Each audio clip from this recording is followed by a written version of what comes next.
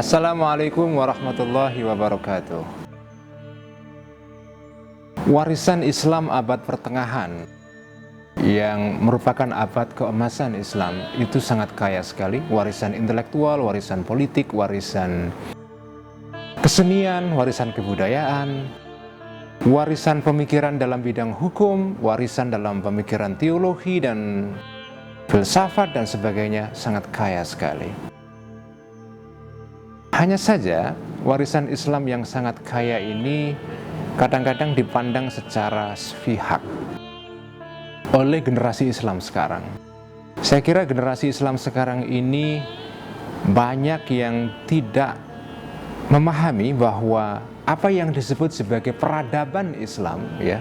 Kata peradaban ini penting. Ini kata yang diwariskan oleh Cak Nur dulu, almarhum Nurcholish Madjid.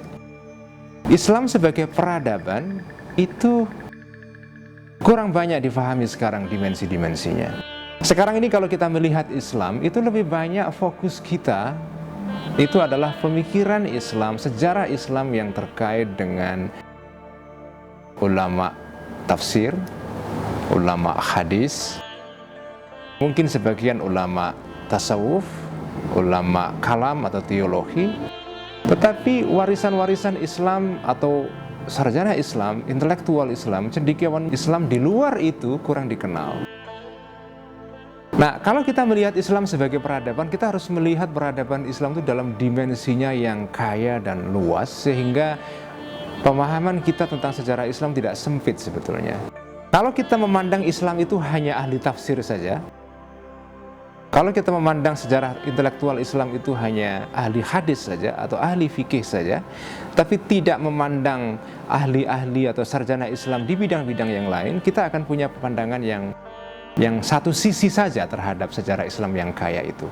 Apa pentingnya melihat Islam secara lebih luas atau komprehensif semacam ini?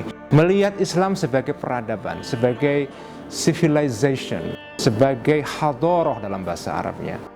Pentingnya adalah supaya kita tidak punya sikap hitam putih, ya, sikap black and white. Sekarang ini sikap black and white sedikit-sedikit mengkafirkan orang, sedikit-sedikit menyesatkan orang. Kalau orang dianggap pandangannya berbeda dengan para ahli fikih atau ahli teologi Islam, dianggap sesat, dianggap kafir misalnya. Kalau pandangan orang berbeda dengan ahli hadis, dianggap sesat dan seterusnya. Menurut saya itu berbahaya sekali, karena sejarah Islam isinya bukan hanya Imam Syafi'i, Imam Abu Hanifah, Ibnu Hanbal, Imam Malik yang merupakan pendiri mazhab fikih Islam, bukan saja At-Tabari, Ibnu Katsir, Al-Qurtubi, para ahli tafsir-tafsir klasik, bukan saja Al-Bukhari, Muslim, Abi Dawud, Tirmidzi, Al-Hakim dan seterusnya, bukan saja Al-Ghazali, Ar-Razi, Al-Haramain, Al-Baqillani yang ahli di bidang teologi Islam. Tidak saja itu, tapi juga ada Ibnu Sina, ada Al-Farabi, ada Ibnu Rushd, ada Ibnu Khaldun, ada Ibnu Miskaweh, ada ahli-ahli filsafat Islam yang mendalam pemikirannya, yang cara mereka memahami Islam tentu tidak harus sama dengan kalangan-kalangan Islam yang datang dari tradisi fikih atau hadis atau tafsir dan seterusnya. Jadi memahami Islam sebagai peradaban, sebagai hadoroh, sebagai civilization itu sangat penting sekali, karena dengan begitu pandangan kita terhadap sejarah Islam makin luas.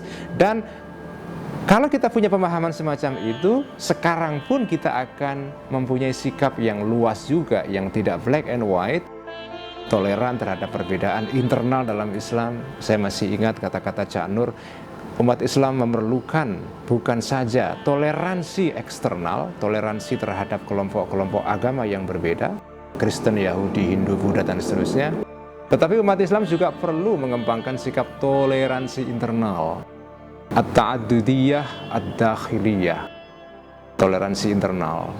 Itu penting sekali, karena di dalam umat Islam juga banyak perbedaan. Perbedaan bukan saja dalam masalah-masalah fikih, tapi dalam masalah akidah itu juga banyak.